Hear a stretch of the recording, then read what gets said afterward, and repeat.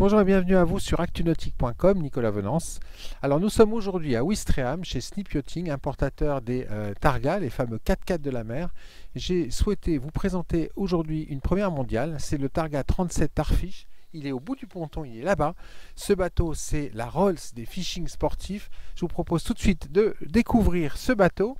Et pour cette découverte en avant-première, nous allons rencontrer qui nous attendent déjà sur le ponton, Sébastien Sédou, président de la SNIP, et François Blossier, directeur. Alors, Bonjour Nicolas. Sébastien, bonjour. Bienvenue à bord. Merci. Bonjour.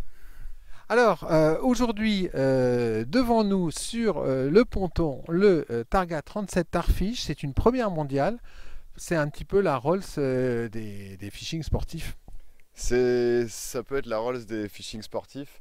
En fait, la gamme Starfish a été créée il y a déjà plusieurs dizaines d'années par la SNIP. Donc c'est en fait un Targa qui est tout simplement adapté aux besoins des pêcheurs, qui n'ont pas tous les mêmes besoins selon leur technique de pêche et les coins de navigation. Donc ici on a fait une config sur un 37, donc on pourrait dire que c'est une première mondiale. Parce que donc on a adapté la coque du 37 qu'on connaît bien maintenant depuis plusieurs années, qui est souvent livrée avec un high fly, donc un grand flybridge. Où ici on a une version coupée avec une nouvelle baie vitrée sur toute la partie arrière qui donne l'accès à un cockpit arrière spécialement conçu pour les pêcheurs. Donc on a 3 accès sur la timonerie, c'est la base souvent sur les Starfish, on a 3 accès, on ouvre tout le temps le cockpit sur l'arrière, et un poste de pilotage, ainsi que différents accessoires typiquement intéressants pour les pêcheurs, à savoir des coffres, des viviers, des coffres réfrigérés pour stocker la marchandise, et ce fameux poste de pilotage qui permet d'être en action de pêche avec les collègues qui sont eux en train de se battre avec un poisson. Alors, les Starfish sont des bateaux de sport fishing, des bateaux performants. Ce 37 Starfish, c'est 2 fois 400 chevaux, c'est un bateau qui va vite sur le spot de pêche. Tout à fait, les gens n'ont pas forcément beaucoup de temps pour leur loisir, donc le Targa est intéressant comme base puisque c'est un bateau qui va vite et qui est vitesse de croisière. Là sur celui-ci, le rendement minimum c'est 25 nœuds, où on a une bonne optimisation de glisse du bateau et de la consommation des 2 moteurs Volvo Penta, qui sont ici dans cette livrée des Z-Drive avec le joystick sur en base qui permet de faciliter les manœuvres, un peu comme avec le pod d'IPS. Et donc là, les données vitesse maxi, on va faire un peu plus que 40 nœuds. Sur un bateau de 37 pieds, on est sur le haut du panier, quoi. C'est des bateaux très très rapides et très performants, très marins aussi. Quelle vitesse de croisière?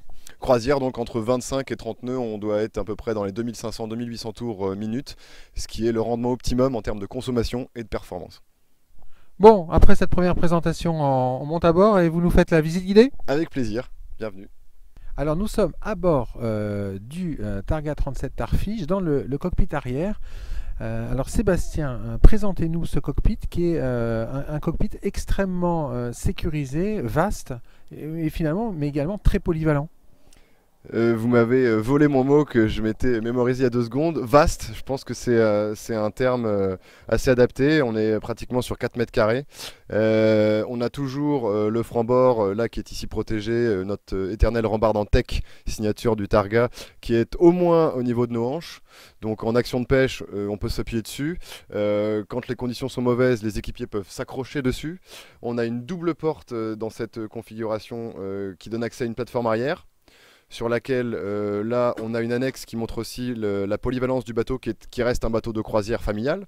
Donc ici on a les coussins aussi qui sont plutôt du luxe et de la famille que des pêcheurs. On a aussi fait des nouvelles petits portillons avec les petites grilles pour que les poissons ne s'échappent pas. C'est des petites choses bêtes, mais ça montre la force du chantier d'écouter chaque requête, même des petits détails comme ça, pas forcément onéreux, mais pratiques au quotidien. On a un double capot, on fera un plan tout à l'heure sur les 2 moteurs qui sont rangés en dessous dans une cale digne de l'aéronautique. Vous avez toujours sur la coque du 37 les 2 ponts, les 2 coffres pardon, qui font aussi banquette, où ça nous permet de ranger pas mal de matériel.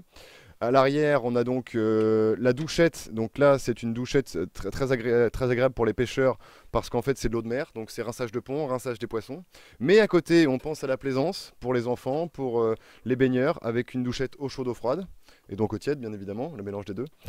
Après, François va vous montrer, donc on a un poste de pilotage qu'on a un peu retravaillé, qui était adouci, avec donc un écran qui a été rapporté pour rester à côté des pêcheurs quand on est à la dérive par exemple sur une épave, retrouver l'endroit tout de suite.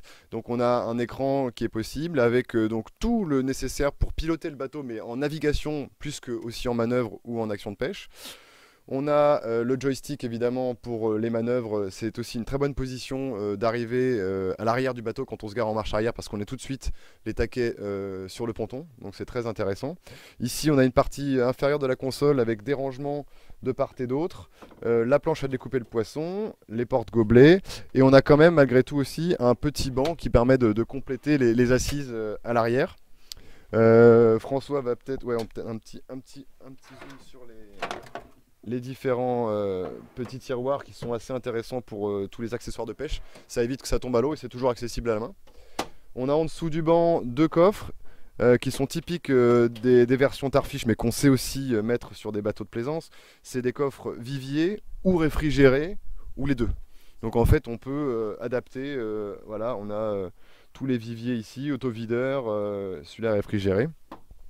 Voilà pour le cockpit arrière. On a aussi le petit retour de toit, donc la casquette qui est avancée, et on voit que François est quand même semi-protégé par les embruns, par la pluie ou par le soleil. Ça peut exister aussi.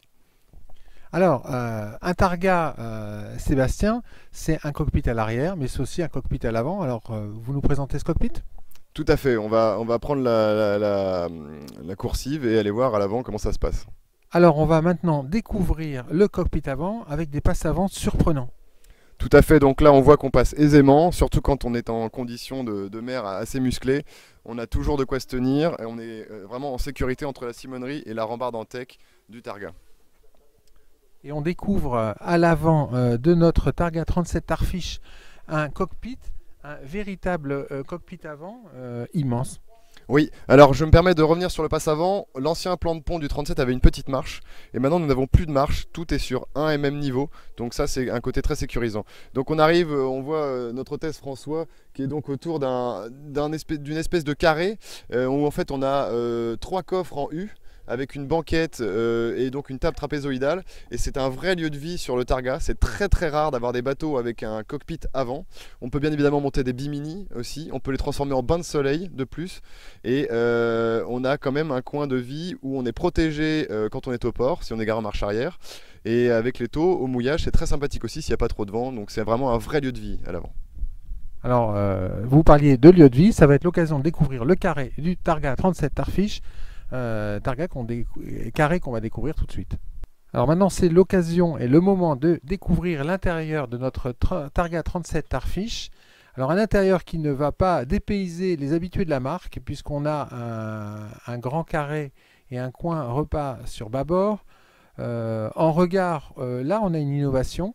Au lieu d'avoir une plaque de cuisson, on a un immense réfrigérateur qui est vraiment dédié à quelqu'un qui va faire du fishing ou du voyage au turier et au long cours, sachant que dans ce cas-là, la cuisine a été déportée sur l'avant bâbord avec un bloc cuisson et un four qui est également micro-ondes, et ça c'est très original. Comme sur tous les Targas, des tiroirs spécifiques pour ranger la vaisselle qui ne bougera pas au mouvement du bateau. Et ça, c'est une spécificité. Alors, ce bateau, c'est un bateau de cabines, de salle de bain. Là aussi, les habitués de la marque ne seront pas dépaysés, puisque la cabine propriétaire est à l'arrière. Elle propose un vaste lit double sur bâbord, un lit qui offre un grand confort, et une bannette sur tribord que l'on ne verra pas, qui est juste ici, et une grande salle de bain qui a été modifiée dans sa présentation et dans son aménagement, avec beaucoup de confort, avec une douche, coin toilette, donc une belle salle de bain, et donc une cabine à l'avant qui permet d'accueillir dans le plus grand confort 2 personnes, et cette cabine dispose d'une salle de bain sur tribord, donc notre Targa peut accueillir 5 adultes dans le plus grand confort, sachant que le carré qui se situe sur bâbord peut se transformer en couchage d'appoint pour recevoir un adulte ou 2 enfants, Donc sur ce bateau, on pourra dormir à 5 adultes très confortablement ou 6 adultes pour faire des croisières qui peuvent être hauturières. On l'a vu au niveau du confort de la cuisine et des conforts et de la gestion du froid. Alors, un point intéressant avant de s'intéresser au poste de pilotage, c'est le fauteuil dédié aux propriétaires et aux pilotes, qui est un fauteuil sur air comprimé, qui offre beaucoup de confort en navigation. Alors, comme sur tous les targas, alors ça c'est une spécificité du chantier, le client va pouvoir choisir ses vaigrages, ses tissus, selon un programme semi-custom qui est quasiment unique sur le marché, pour bénéficier d'un bateau qui est quasiment unique.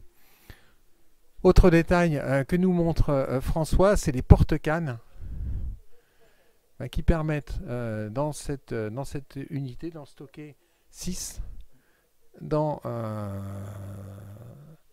un système qui est propre également au chantier. Alors François, le poste de pilotage, c'est un poste de pilotage typiquement Targa. L'innovation, elle est là-haut. Et alors parlez-nous de cette innovation parce que je vois 2 écrans additionnels et ça c'est pas commun.